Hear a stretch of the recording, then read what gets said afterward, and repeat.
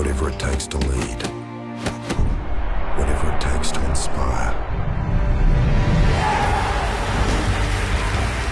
Do whatever it takes. Call 1300 GO Bombers.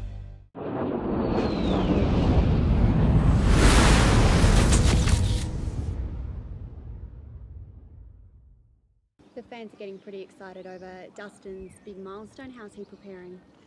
Yeah, look, it's amazing, isn't it? 21 years in football, anniversary of his first game 21 years ago, and he hasn't changed at all. He's the same kid that walked in, obviously 22 years ago as a schoolboy. He's very laconic and still a great footballer. To make 400, he's got to play next year. I know it's a bit of a way off, but anything's possible with this guy, isn't it?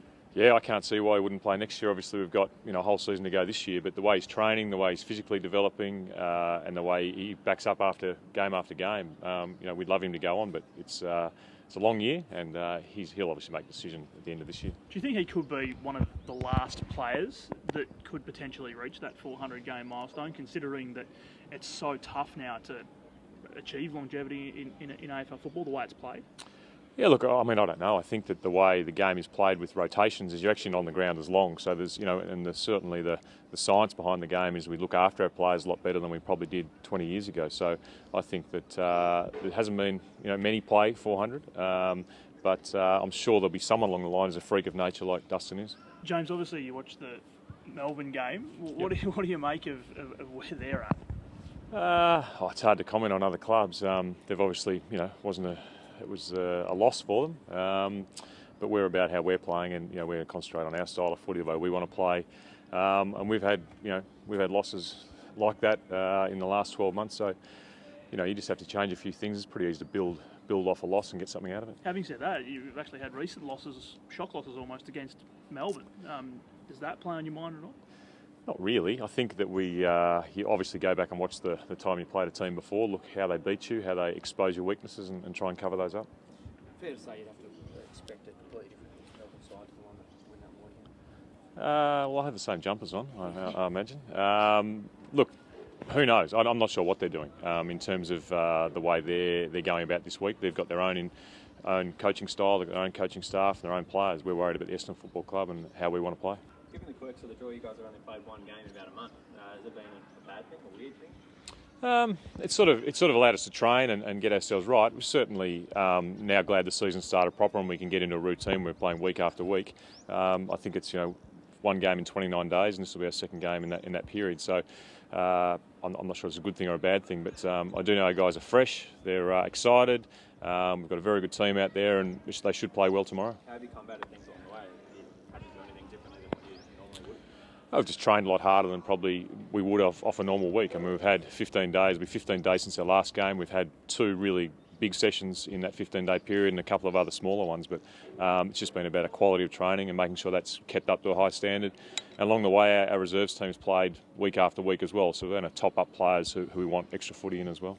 James, so the likes of David Daraka's house, how are you going along, obviously, after starting as a sub last time? David's good. He played. This will be his third game, his fourth game. Sorry. So he's come along well, and he'll play a full game tomorrow.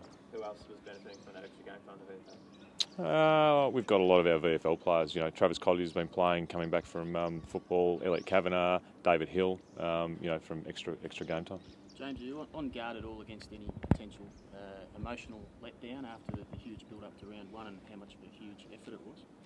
Not really. I think the emotion around that game has been obviously played out a lot, but the style of football and way we played was the most pleasing thing for me. So we're about playing the same way week after week, and if we do that, we'll be successful.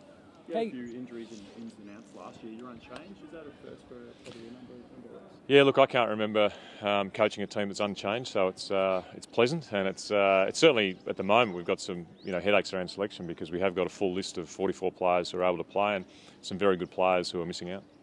How are you feeling? Like people say that you lost weight and all these sorts of things. How are you feeling in yourself? Feeling fantastic. Yeah, calm, at ease? Do I look calm? Oh, at the minute. Good, okay then. Probably at 7:40 tomorrow night I won't be as calm, but no, very good. A chance to go 2-0 after all that's happened, I mean, that would just be a huge relief in some ways. Learning this game not to talk about wins and losses before we play the game. Chance to go 2-0. let's get through tomorrow night first. Can we ask you, James, just on one of the issues of the week? It's been this banter between Brad Scott and Nathan Buckley. As a senior coach, do you think Nathan Buckley stepped out of line commenting, or if you don't want to comment specifically on Bucks, do you think it's inappropriate for a senior coach to comment on another team's player?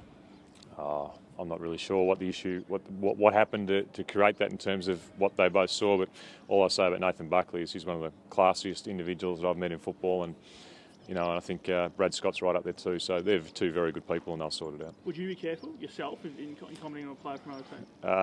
It depends what the issue was. All right, thanks guys. No worries. See ya.